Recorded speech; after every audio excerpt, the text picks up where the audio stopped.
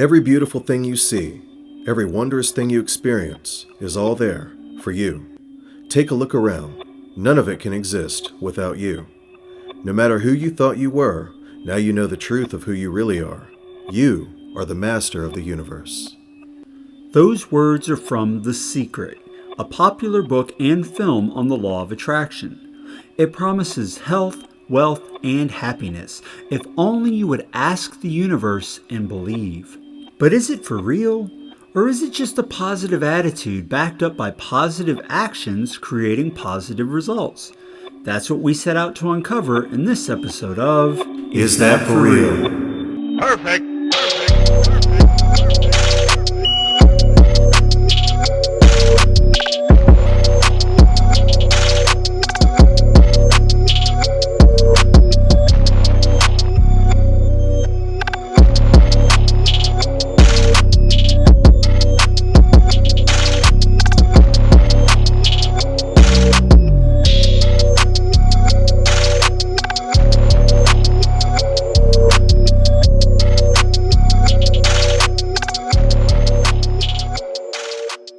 So, there's a little background for you.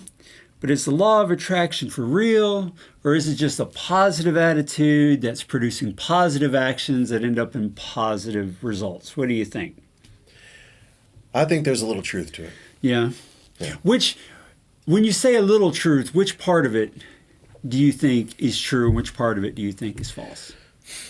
I'll be honest with you, I go back and forth with it, but at this moment in my life, I feel like all of it's true. Yeah. Yeah. Well, that makes sense because you're a pantheist, right? Yeah. And this is very much asking the universe for what you want kind of a thing. I mean, why not? Yeah. So it's really interesting to me, and we'll get into detail as we go along about what all is involved in the law of attraction, and specifically in the way the book and the film The Secret put it. Because I read the book and watched the film yesterday in order to be prepared for it. And it's really interesting, fascinating philosophy. Okay, so to begin with, the basic idea of the law of attraction is that whatever you think is what the universe is going to give you. If you think negative things, that the way they put it in the book, like attracts like. Yeah. So if you think negative things, it's going to attract more negative things. If you think positive things, it's going to attract more positive things. Vibrations and all that. Vibrations. Yeah. And that's where it gets important because they claim this is based on quantum physics, that this isn't just some hokey religious notion, but that this is actually based on quantum physics. Science. On science. And to really understand why they think that, you need to understand a little bit about what's called the double slit experiment. So let's play a segment on that. And after that plays, then we'll talk about why the law of attraction is applied as a science in The Secret, but why scientists call it pseudoscience. So let's go ahead and play that and we'll talk about it. In the double slit experiment, a light source such as a laser beam is fired at a plate with two parallel slits, and the light passing through the slits is observed on a screen behind the plate. The wave nature of light causes the light waves passing through the slits to interfere, producing bright and dark bands on the screen, a result that would not be expected if light consisted of classic particles. However, the light is always found to be absorbed at the screen at discrete points, as individual particles and not waves would be. The interference pattern can be seen in the varying density of these particle hits on the screen. But if a detector is placed at the slits to determine which path the photon took, which slit it went through, the photon passes through only one slit, and not through both slits that would be required to produce the interference pattern, which is what is seen when no detector is present. Indeed, when detectors are in place, the interference pattern does not form. How is it possible for the photon to know that the detector is in place? The law of attraction argues that the presence of a conscious observer causes the photon to respond differently. All right, so there you have it. The electrons know they're being watched, and they are introverted. Yeah. That's it. Well, the introverted part aside, that is what the people who endorse law of attraction say. As discussed in one of our previous episodes. Yeah. And it's not just the law of attraction. I also read a series of books by Dr. Robert Lanza called Biocentrism and Beyond Biocentrism. Yeah. And he argues That's cool stuff. He argues the same kind of thing, not law of attraction, but that the double slit experiment proves consciousness interacts with the universe to create what it is that we see. That without consciousness, there would be nothing. Everything would just be a haze of probability. The wave function would not collapse. So that's what they use to try to show in The Secret. Though they never makes you wonder what created what. That's where things get weird. What created what? It's true. You know, which came first, the consciousness or the material? Or I mean, yeah. Yeah. Which came first, consciousness or the wave function? That's it. Yeah, I don't know. Chicken or the egg kind of a thing. Chicken or the egg, yeah. But that's what they say. They say that, look, it's been proven, according to them, that consciousness affects reality. That reality is produced because of consciousness. Now, keep in mind that that's only one of the theories regarding why the double slit experiment does what it does. The Copenhagen interpretation, which is the most popular, does not say that. They say that it's connected to observation but not consciousness. The many worlds theory says that every possible probability happens simultaneously. Right. And in one of those possibilities, the wave function never collapses. And then there's this one, which is also, there's many proponents for it that say that consciousness is involved. But it makes sense that skeptics, scientists, people with a material worldview, they don't want consciousness to have anything to do with it, because if consciousness is connected to the creation of the universe, if consciousness works with the stuff of the universe to create reality, then we are not just a byproduct of the universe. The universe didn't just crap us out at random. Right. There's a purpose. We have an integral part of the universe and the creation. And there's a lot more questions. Yeah, and that leads down that God path. Ethics and morality. Yeah, and they don't Why don't is this like happening? That. Yeah, the God path is definitely not where they want to go. So most scientists who are generally speaking, not always, but generally speaking, lean atheist, 60% in the United States. It's actually less than I thought. I thought it would be higher than that, but only 60% of scientists in the United States actually identify as an atheist. But that doesn't mean that in their professional life they apply God to any of their stuff. I mean, you don't want your surgeon saying, God told me that I need to change up the way I do this. God wants me, or the universe wants me to do something a little different. Yeah, but a lot of, at least 40% of scientists in the United States are able to disconnect their day job, so to speak, with the fact that they believe that Jesus died on the cross or whatever. So it's not that they don't lack the ability to apply only science to their job, but they also have a part of them that says that scientific knowledge isn't the only form of knowledge. Yeah, well, I agree with that. There's a lot of stuff we can't explain. And all of that comes into play in the law of attraction. And specifically, we're going to talk about The Secret, because that's what made it very popular here. That book, and especially the movie, made it very popular. And it was a very well done movie. It had some moments that my skeptical side is cringing. Yeah, no, and, me too. Writhing on the floor a bit of some of the stuff they were saying. It kind of rode the edge a little bit. A little bit of a shark jumping moment there in a few places. But generally, I love the genie. Oh, yeah, the genie. Whatever you want. Yeah, well, that's what they say. Just whatever you command from the universe, that's what you're going to get. So if you think negative thoughts, you're going to get negative thoughts back. They say because your consciousness is what's causing the wave function to collapse. And so if what you're thinking, your consciousness is on a negative vibration, then that wave function is going to collapse in a way that like attracts like, and you're going to get more negative back. Well, even someone that you're a big fan of, he said that in one of his lectures, Talay, said that, or he feels or hypothesizes that the negative feelings that you have will create negative vibrations, which will only push the things that you want farther away from you. Yes. And the way The Secret and the law of attraction sees that is they say that whatever you're putting out into the universe, whatever your consciousness is pushing into the universe is obligated under law, just like the law of gravity. It doesn't matter if you believe in gravity. If you chuck something off the table, it's going to fall.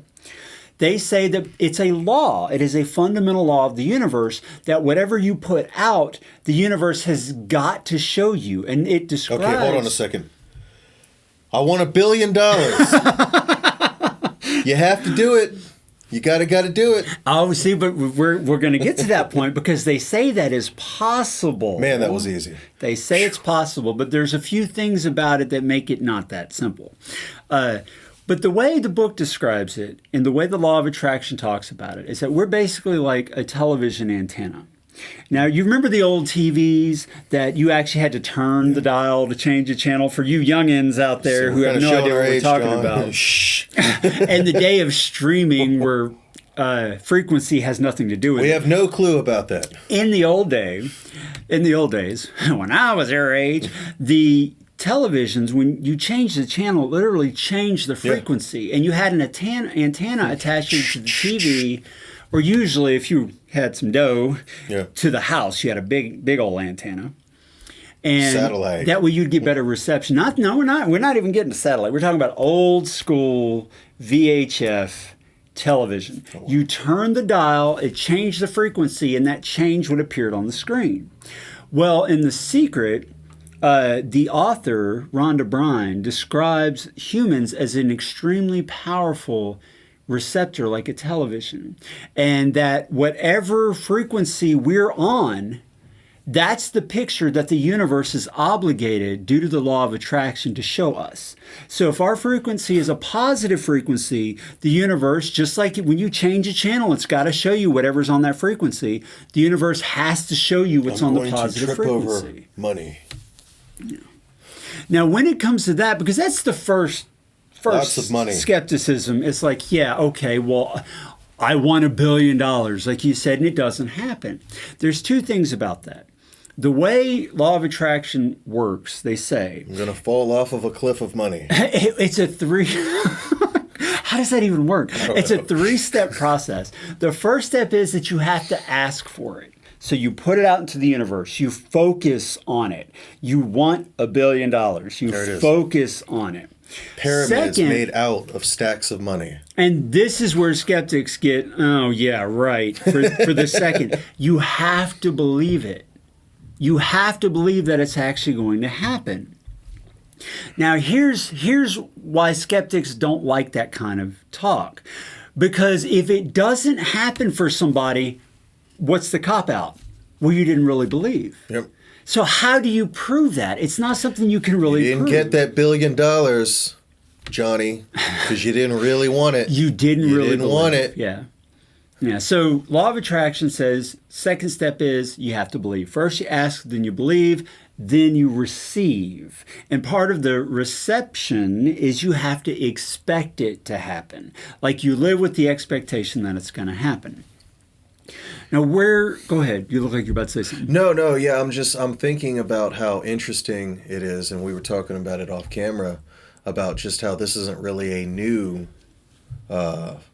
philosophy. No. It's an old philosophy. No. It's been brought back into the limelight recently, but this is actually an ancient philosophy. Yeah, and she goes into that in the book more than in the movie. In the movie, in the intro, it shows her looking through different faith traditions and finding the secret of the law of attraction. Yeah. But in the book, she goes into a little more detail. And it's true, we were good little Christian children growing up. Well, maybe not good little Christian. We were little Christian children growing up. So we heard all the stories. What does Jesus say, right? Ask and you shall receive. Seek and you shall find. And what was the other one? Not doubting at all. Yeah, what is that all? Yeah, James. Yeah, let him who is asking, ask in faith, not doubting at all. Let the one that because he who doubts is like the waves of the sea, tossed this way and that by any wind of teaching. Wow. In fact, let that man not think he will receive anything What if from the God. waves were vibrations? What if they were talking about vibrations even then? Well, That's the fascinating thing about this. Rhonda Bryan Because you see law of attraction written all over the New Testament, at least, of the Bible, and what Jesus was saying. I had never really thought about it until I read the book and watched the movie. Sure enough, that is there. Yeah, this is nothing new. Oh, faith the size of a mustard grain. Yeah. Say to this mountain, transfer from here to there, and it will happen. Right? There's nothing that with God all things are possible. Right? And that gets really interesting for me because of the faith we grew up in, where they put a lot of stock in the tetragrammaton. Right. The old Hebrew, what they called the name of God, which is translated as Lord in most Bibles in all capitals. Yahweh. Yep. And the meaning of that is he who causes to become. Right. Well, if you're praying to he who causes to become, and it becomes, law of attraction. You're sending out good vibrations. Good vibrations. You are asking the universe for what you want. The way they put it in the book and the movie, you're placing your order with the catalog. It just kind of tells the age of the author here. The catalog. Who orders out a catalog? With Amazon, you're placing your order and you leave it there. Like when you order something from Amazon, like I had to buy some new socks recently, so mine looked like crap. Got some socks. I placed the order. I don't worry about whether the socks are going to show up at the door. Right. I don't know exactly when they're going to show up at the door, although it tells me the day that it's guaranteed or whatever. You know, I don't exactly know what time or who's going to drop it off or what the car is going to... I don't know the path it's going to take to get to the door, but I trust it's going to get to the door and that I'm going to receive it. And in the law of attraction, in The Secret... Rhonda Bryan says that's how you view the order you place with the universe. And it is interesting that a lot of ancient mainstream religions have this in their theology somewhere, even Christianity. Yeah. I mean, it's amazing. Christianity does, Buddhism does, the Islamic faith, Muslims, they do. Them too. Yeah, it's all. Yeah, you pray to God and God answers your prayers, and we even hear a lot of religious people and Christians, non-denominationals, speak it into existence. Mm-hmm. Words are powerful. Speak this into your life. I mean, you see that all the time and everywhere. Yep. Oh, what is the name of that? The prosperity gospel? Yeah. You hear about that? It's all based on this. That's true. Joel Osteen talks about that in a lot of his sermons. Right. He does. Yeah. So this is not unusual, but the difference between the law of attraction and these other faiths, the law of attraction says this isn't religion. This is a law, a universal law that is proven by quantum physics. So they don't feel it's really religious or spiritual as much as they feel like it is simple science. Well, they do call it spiritual, but they say whether you believe it's spiritual or not doesn't matter because it's a law of the universe that has to be obeyed. You know, your wish is my command kind of thing, and with the crazy genie. I tell you, I wish it was that easy. But now, okay, here's see that house right over there? Yeah. But here's the thing. That. It's not, they say it's simple. It's simple. But to say it's easy in a world of skeptics, right? It's not so easy because you have to actually believe that this is going to happen. So how do you go about making yourself believe or reinforcing your belief that it's going to happen? They start using, they tell you in the book, you need to feel good at all times, because if you don't feel good, you're putting bad vibrations into the universe, and you're going to, like attracts like, you're going to get negative back, and it's going to cancel out what you're trying to achieve. So they encourage. Of course, the scientists would call that delusion. They would. That's true.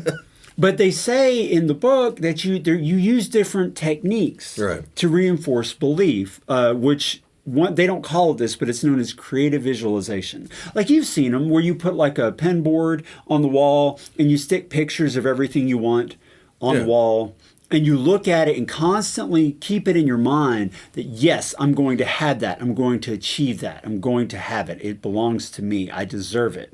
That's my goal. Whether that works or not, that's a good idea. And that's... Whether it works or not, that's still just good goal setting. Yes. And that's what I was noticing as I was reading the book and while I was watching the film. that even if the universe has nothing to do with it, doing the things that the book or the secret or the law of attraction tells you to do will absolutely improve the chances of you getting what you want, even if the universe is not involved. Because what are you doing? They're teaching you to set very specific goals for things that you want and to look for the creative inspiration, actions to take that will move you towards that goal, and maintaining a positive belief that you already have it. Like it's as good as done.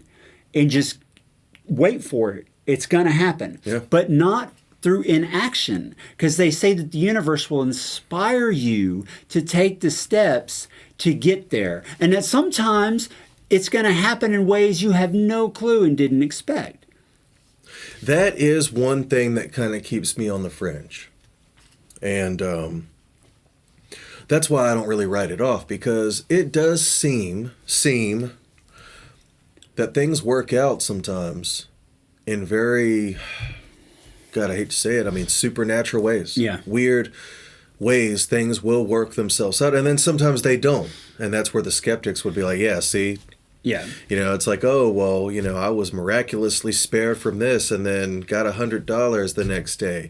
And then, you know, of course, the skeptic would say, okay, well, what about the 10 other people who died? Right. Or what about the other people who weren't so fortunate? So I don't remember who it was, but there was a Greek philosophy or a Greek story about a guy who was looking at a wall where people wrote their thanks to God for saving them on the ships, right? Yeah. Because people died in shipwrecks a lot. Right. And so they're, oh, God saved me from the ship. And the philosopher says, what about all the people who aren't alive to write their name on the wall? Right. You know, yeah. God didn't do anything for them. So that we know of. That's what evidently. That's what the skeptic would say. You are seeing what you want to see. It's confirmation bias. Yeah. When things go your way, you think that the universe or God or whatever helped you. But when things don't go your way, you just don't think about that. Yeah. Or maybe you didn't believe enough or whatever it is. But even so, I don't think there's anybody who hasn't had situations that they look back on and they're like, that is a very interesting set of coincidences that happened. That's what keeps me on the fringe. I get it. Yeah. I'm a skeptic, so I prefer not to think about that. So there are different interpretations of the double slit experiment, why it works, and whether or not consciousness has anything to do with it. So like we've talked about before, worldview has everything to do with how you see it. It's true. But even if you're a hardcore skeptic, it is hard to deny that all of the things that they say you should do will produce results in your life if you do them. And I'm a skeptic, but I'm not super hardcore, so I'm never one to tell somebody that your belief or faith in something is always bad for you. Right. Like you should not have faith, you should not be a believer, you should not hold those ideas because they're somehow harmful to you. The hardcore skeptics will say all belief in religion is bad for humanity. Right. I am not one of those people. So if you believe the universe is answering your requests, I say if it's working for you, I don't care how it's happening. Hey, it happened. At the very least, it's positive thinking. Yes. And positive thinking might motivate you, even if it isn't some magic of the universe, so to speak. Maybe it'll motivate you to fill out that application and to go and try to get that job today instead of just say, oh, I'm never going to get it. So either way, it works. And the book goes into more detail about this, so it also is in the film, that your emotional state is very important when it comes to the law of attraction. Because the way it puts it in the book, your feelings are actually communication from the universe to let you know what you're thinking. Wow. So whereas people think 60,000 thoughts a day on average, and there's no way to keep track with how many of those were positive and how many of those were negative, your emotional state immediately informs you whether or not your general thoughts are positive or negative. That makes sense, yeah. And I can see that. They give suggestions for how to turn negative emotional states into positive ones. Like if you're in a bad mood, listen to a beautiful song, look at beautiful imagery, think about something you love to change that state so that you're sending positive waves into the universe rather than negative. You've been listening to a lot of Tolle's lectures. Same thing. He says that, your emotional state, same thing. Yes. Very powerful. I definitely saw a lot of parallels. Although in my reading of Eckhart Tolle, who wrote The Power of Now and a bunch of other books, and he is a spiritual teacher. He does not, in my reading, because I've read 2 of his books and listened to the Freedom from the World series, he never says that you just think of what you want and the universe will give it to you. He's more about finding peace in life. Okay. Yeah, having that peaceful state. He's not like, imagine that car you want to drive. Because remember in The Secret, they're talking about how you should visualize driving a new car. That's true. Yeah, no, you're right. Because The Secret does take on a little bit of a different direction. Yes.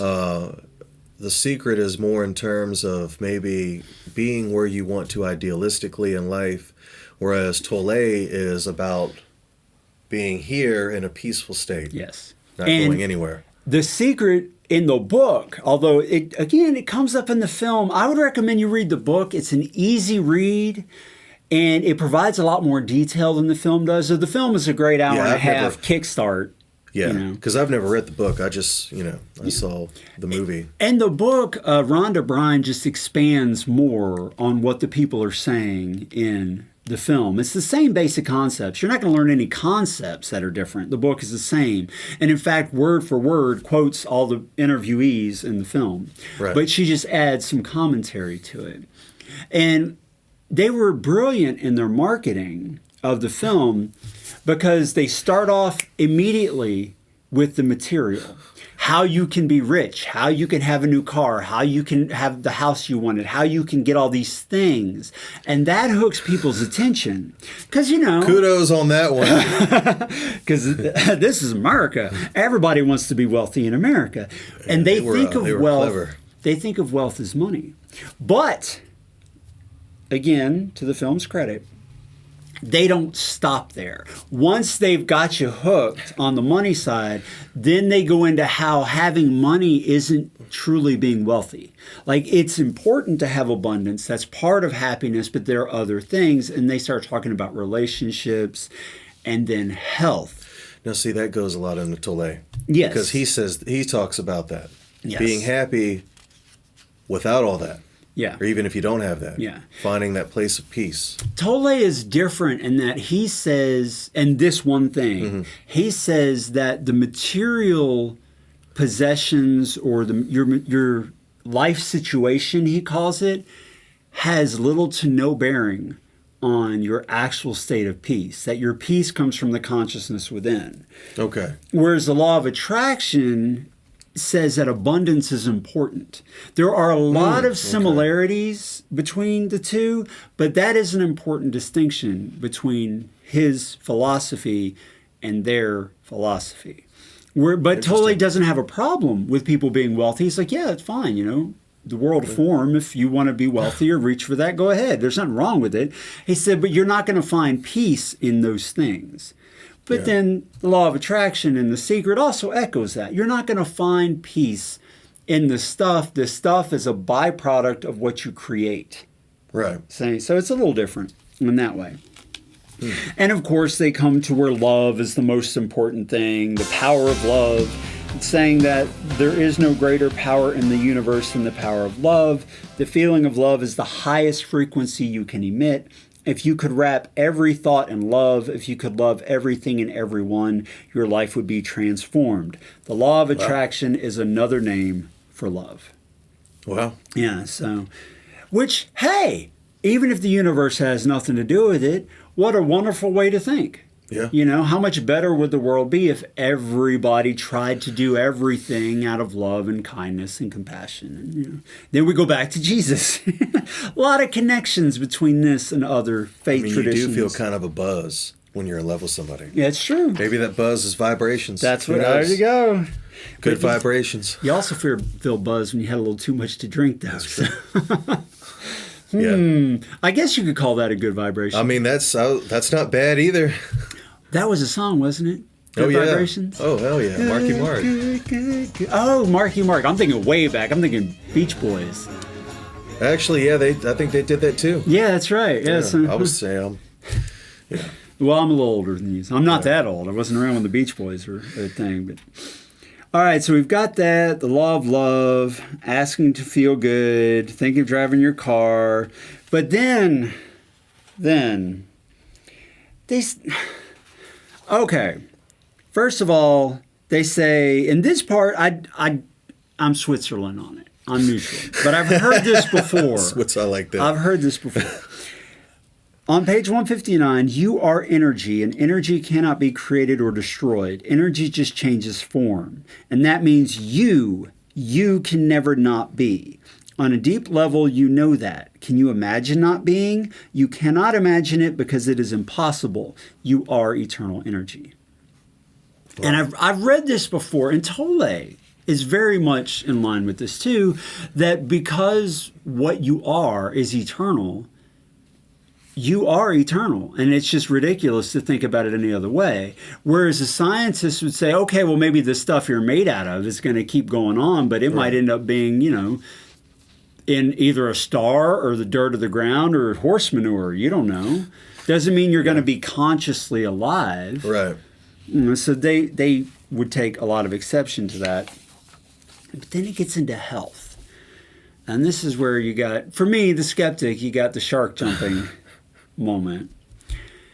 They start to talk about how all disease is the result of bad thoughts. Yeah. They lost me on that. I'm sure there's some positive people that are in the ground now, regardless of how positive they wanted to think. Mm-hmm. Now, it is true that a person's disposition has a big impact on their health. Now, they say... even faith healers, they talk about that too. Yeah. But they say positive. All disease is caused by stress. And he uses, one of the guys, he's a doctor. He uses, a medical doctor, he uses the description. He says, think about the word disease. Dis-ease.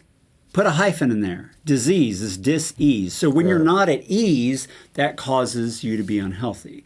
That disease is your body telling you you're undergoing too much stress. But that basically you can wish it away by just not focusing on the negative and always remaining positive and asking the universe to heal you and acting like you're already healed. And they bring some people in that they say are examples of this. One lady who her breast cancer was cured. A guy who was in an airplane crash. They told him he would never be able to do anything again but blink his eyes.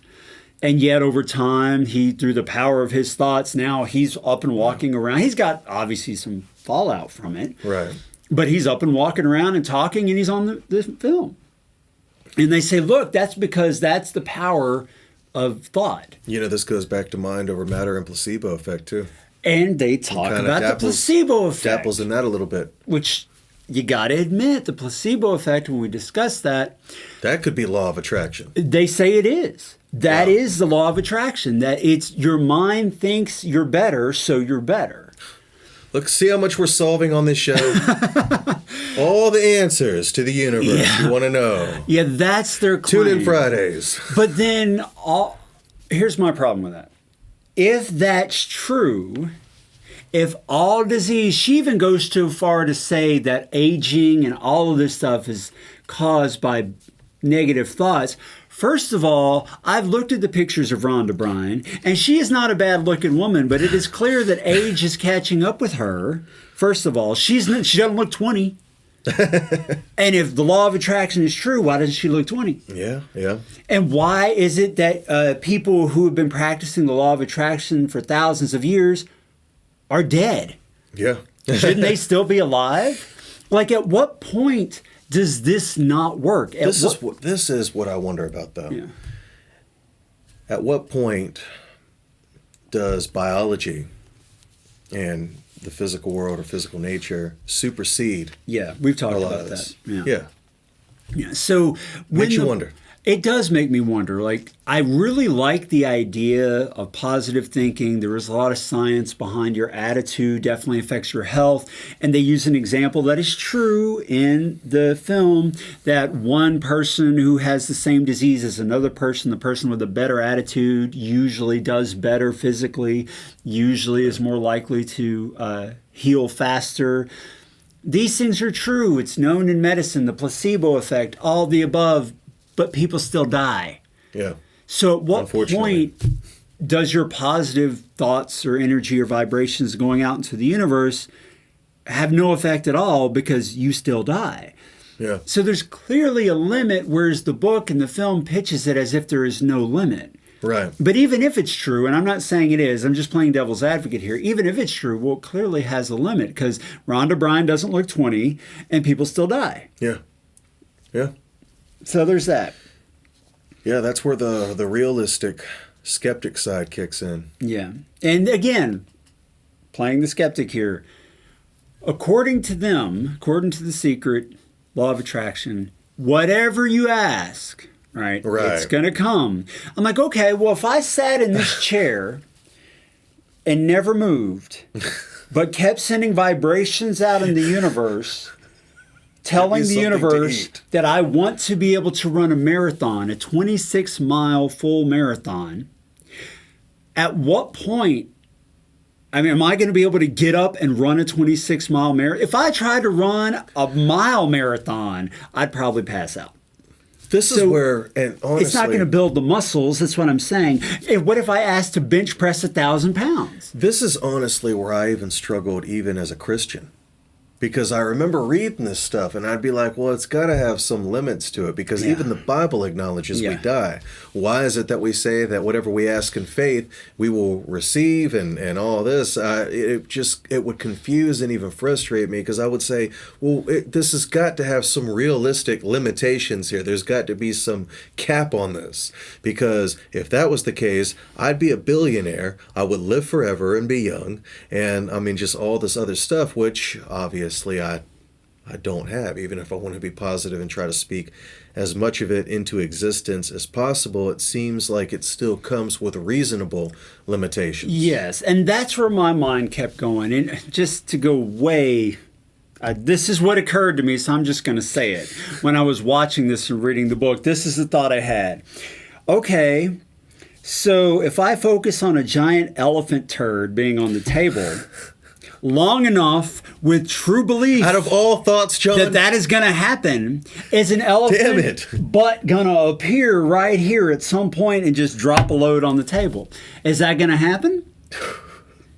Because according to the law of attraction, whatever you think, if you really believe it and you have a positive, true belief, that's going to I would rather just kind of think about hot babes like massaging my shoulders, right now, just appear as I'm talking to you. Well, that's the difference between you. You're all about the hot babes and I'm all about the elephant turd. So my point to that is that it doesn't matter, according to the book, how huge the request, how extreme it is. To the universe, everything is possible, which, okay, clearly there are limitations. And one of the examples it gives in the book, on page 35, it says, just like the law of gravity, the law of attraction never slips up. You don't see pigs flying because the law of gravity made a mistake and forgot to apply gravity to pigs that day. But my notes, what if the pig thinks really hard about being able to fly? R. Kelly believed he could fly, but not far enough to get away from being arrested. Right. True. He's got a court date, May of next year, right? Something like that. Something like that.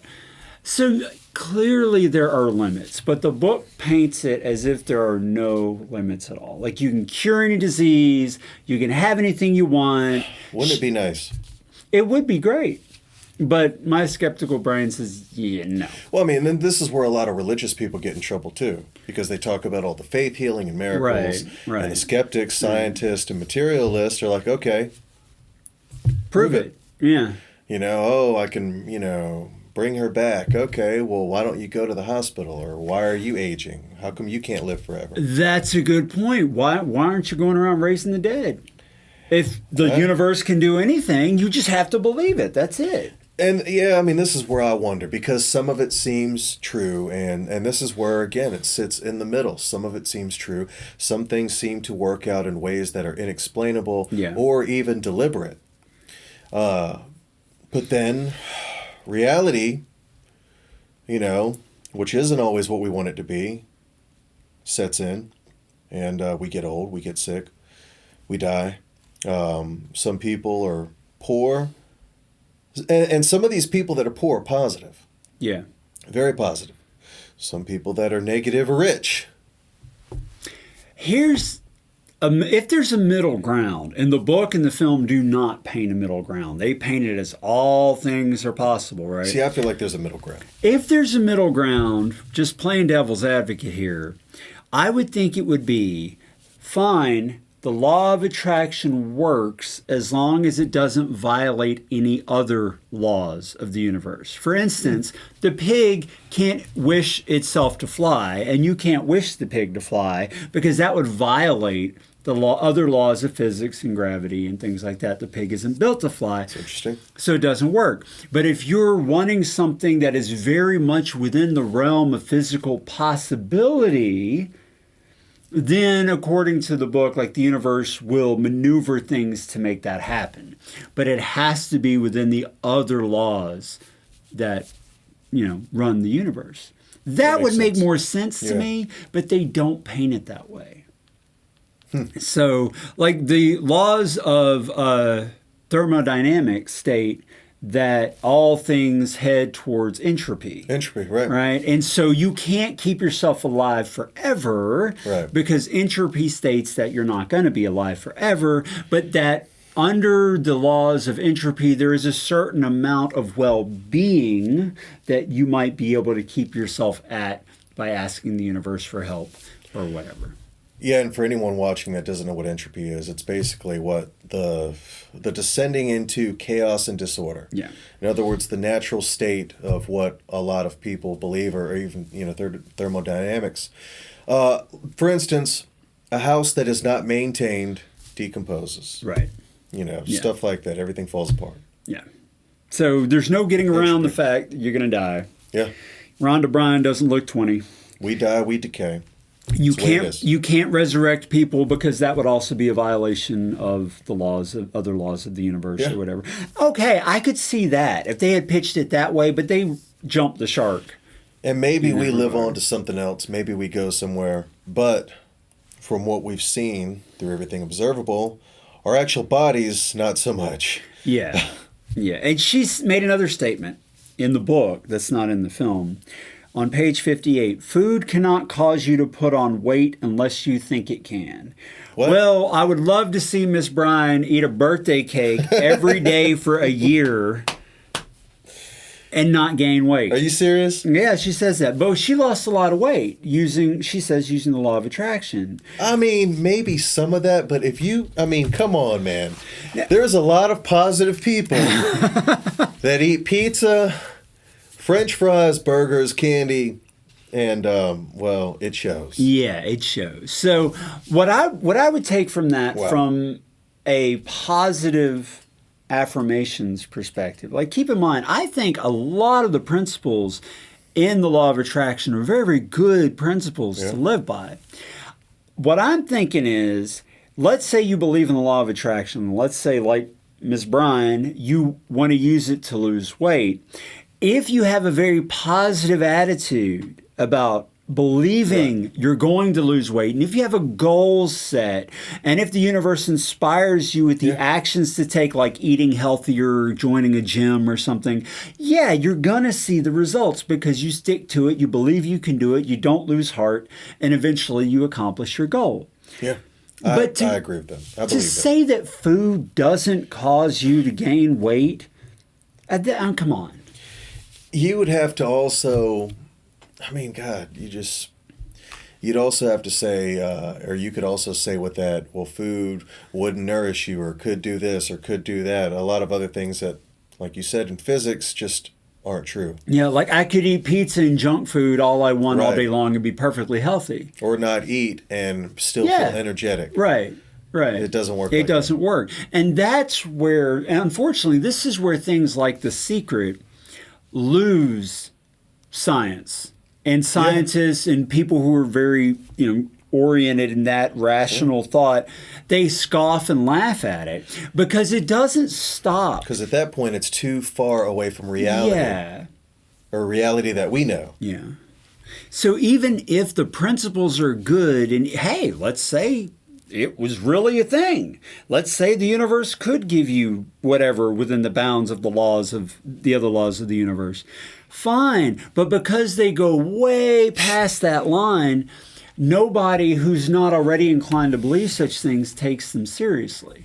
I feel like I agree a little more with Tolle because we've been talking about both. Yeah.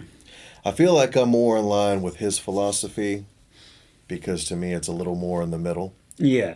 A little more in the middle. He stops in the middle. He talks about like the thermodynamics and how, there's such a thing as spiritual healing, but you're not going to keep yourself alive forever because what he calls the form, the physical world, isn't meant to last forever. And so you can't force it to do something it's not meant to do.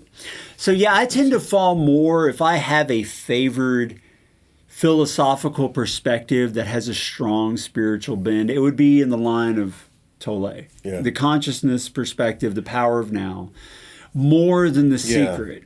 Though I do very much agree with all of the things that the law of attraction says you should use. Right. Like the creative visualization, putting stuff up on the board. It's good advice either way. You should wake up thinking positive thoughts. It has a big section on gratitude being very important. I agree with that. Science and studies show that people who have a lot of gratitude are much more likely to accomplish good things because they're grateful for what they have. So all those principles are pitched in The Secret and the law of attraction. They just go way beyond reasonable limits, and that's where they lose me. Yeah, same here. Yeah. So that's what I had on it.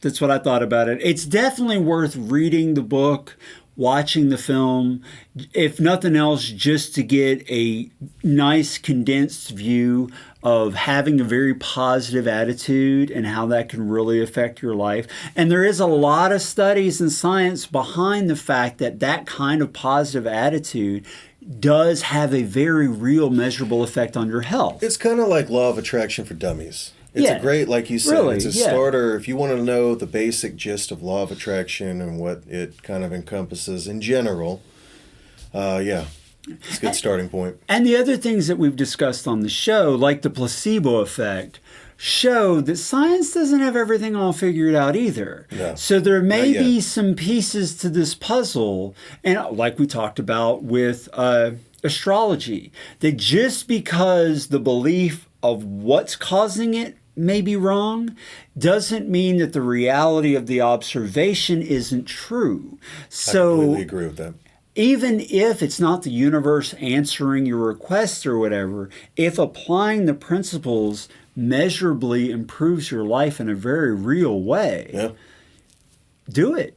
Yeah. If it works for you, do it. And I got to give him snaps for that because one of the guys in the film does say that. He says, look, if this does not appeal to you, if this does not make you feel good, if it does not work for you, don't do it. Yeah. So they're not saying that, this is all everybody has to do. They are very much, they talk a lot about you need to feel good. Whatever you do that makes you feel good is going to get you that result. So at least they're balanced in that way. Yeah, that's good thinking. Yeah. But don't go falling out of airplanes or Yeah, crashing don't- airplanes and thinking you're going to get up and walk away. Don't believe you can fly. Just Got because bad news for you. you might end up in prison. Just because one guy crashed a plane and was able to walk even though the doctor said he never would, don't try this at home. So, kids, don't go jumping off the roof because gravity is also a law of attraction. Well said. All right, well, with that, if you like this video, be sure to click like. Don't forget to subscribe to our channel and hit the notification icon so you will get notified when we release new videos. If you have any kind of experiences that you would like to share in an interview, anything that's controversial, some people believe in, other people don't, we'd love to hear from you. Just send us an email at the address you see on the screen. We wish to attract more subscribers. That's right. That's right. Well put. Oh, we got to cast it into the There it universe. is. 1 Into the million universe. subscribers. 1 million subscribers. And I believe. All right. Well, as That was always, easy. thanks for watching.